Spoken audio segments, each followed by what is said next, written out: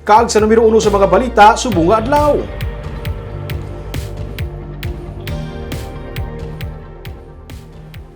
86.76% na ang nabakunahan sa target population sa Bacolod City. Pero hugot sa gihapon ipatuman ang minimum health protocol, pati na ang border control, bangod sa ang kahangawa nga dalasang Omicron variant.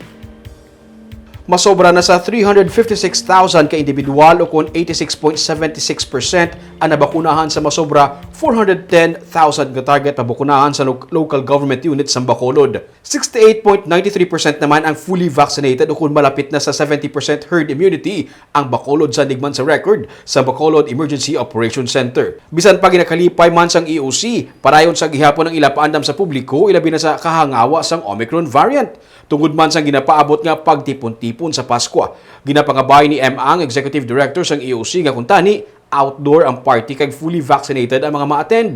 Hugot man nga ginabantayan sang syudad ang mga nagapinauli nga pasahero sa seaport kag sa Bacolod Silay Airport agud ba pasiguro nga ang nagainabot nga pasahero nga halin sa pungsod nga yara sa red list o kon mga lugar nga may mataas nga kaso sa COVID-19 ang naglabay sa eksakto nga proseso sa pagpauli kasubong sang pagpa-quarantine sa Manila kag pagpaidalom sa RT-PCR test.